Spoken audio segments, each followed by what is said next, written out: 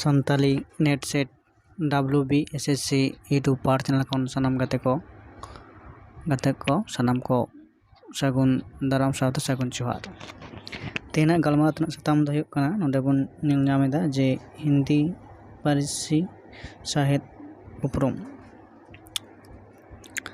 हिंदी पारिसी साहित्य उपरुम नोंडे हुयुग काना भारतीय साहित्य जहाँ मेना कदा जे संस्कृत भाषा साहित्य का सामान्य परिचय 2 नंबर रेना कदा हिंदी भाषा साहित्य का सामान्य परिचय ओना रेना गे तेहेन दो गलमाराव तनाग साताम दो ओंडे बन ñᱮᱞᱟ जे हिंदी साहित्य रेन अनलिया कोवा ᱧᱩᱛᱩᱢ आर उनकुवा बाहाना ᱧᱩᱛᱩᱢ ओना साथे नोवा हिंदी साहित्य रे जतगुलो नेट सेट सिलेबास रे सेलेक्ट मेना आकाद कोवा सिलेक्टेड मेना आकाद कोवा उनकुवा ᱧᱩᱛᱩᱢ आर उनको अनलिया कोवा बाहाना ᱧᱩᱛᱩᱢ।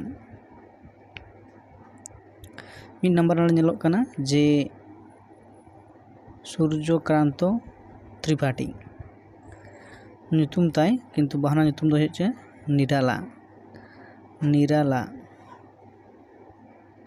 2 नंबर रे ñᱮᱞᱚᱜ कना रामधारी सिंह दिनाकर हुयुग कना बाहाना ᱧᱩᱛᱩम। उनका के 2 नंबर रे कना धनपति राय ᱧᱩᱛᱩम दो हेक कना प्रेमचंद। निते मुझेला आर जहां गे हिना कोवा जे महादेवी वर्मा और जयशंकर प्रसाद ताले नुको हिंदी साहित्य रे उनको मड़े गोटांग अनलिया सिलेक्टेड मेना आकाद को नेट सिलेबस रे।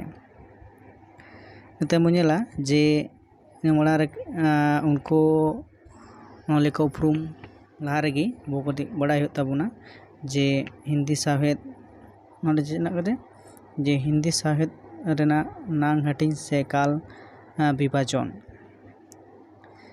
हिंदी साहित्य रेन बारिया अनलिया आचार्य रामचंद्र शुक्ला और बाबू श्याम सुंदर दास ताकिना मत लेकाते नांग हटिंग दो लातारे एमेना।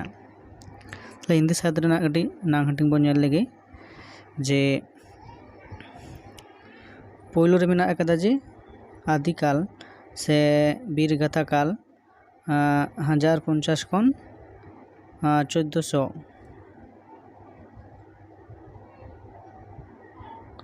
धाबी। 2 नंबर हेना कदा जे 2 नंबर से हेना कदा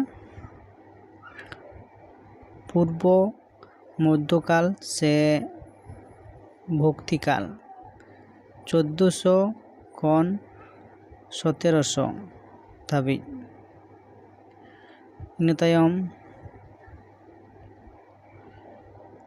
नोंडे आरो ñᱮᱞᱚᱜ कना 2 नंबर उत्तर मध्यकाल से रीतिकाल 1700 खन 1900 धाबी और मुचाद 4 नंबर जहाँ कदा आधुनिक काल से नहा जहाँ आधुनिक काल से 1900 साल खन नित धाबिज रिया साहित्य को जहाँ चर्चा कना। होय होइना जे हिंदी साहित्य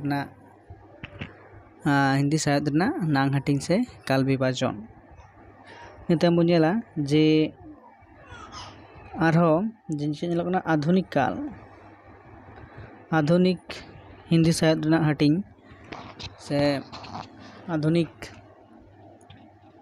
जुग रेना आरो हटिंग मेना कदा नोवा जुग दो पे हटिंग ते हटिंग आकाना। चलो तो ना बन ñᱮल लेगी जे नोंडे जे का ñᱮᱞᱚᱜ कना जे नोंडे ñᱮᱞᱚᱜ कना जे भारतेंद्र जुग उनी अनलिया से अनड़िया ᱧᱩᱛᱩᱢ लेकाते उना जुग दो को सेटेर कदा। 2 नंबर में कदा त्रिवेदी जुग महावीर प्रसाद त्रिवेदी नवा हो उनी अनलिया से अनड़िया आवा ᱧᱩᱛᱩᱢ लेकाते उना जुग को सेटेर कदा। 2 नंबर में कदा छायावादी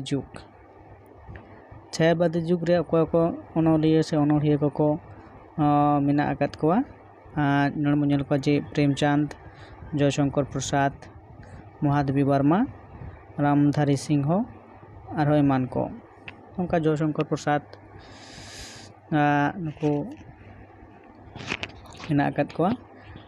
ᱛᱟᱦᱚᱞᱮ ᱱᱩᱠᱩ ᱯᱨᱮᱢᱪᱟᱸᱫᱽ, ᱡᱚᱭᱥᱚᱝᱠᱚᱨ ᱯᱨᱚᱥᱟᱫᱽ, ᱢᱚᱦᱟᱫᱮᱵᱤ ᱵᱚᱨᱢᱟ, ᱨᱟᱢᱫᱷᱟᱨᱤ ᱥᱤংᱦᱚ ᱱᱩᱠᱩ ᱫᱚ ᱠᱤᱱᱛᱩ ᱥᱟᱱᱛᱟᱞᱤ ᱱᱮᱴ ᱥᱮᱴ ᱥᱤᱞᱮᱵᱟᱥ ᱨᱮ ᱢᱮᱱᱟᱜ ᱟᱠᱟᱫ ᱠᱚᱣᱟ। ᱛᱟᱦᱚᱞᱮ ᱱᱩᱠᱩ ᱜᱮ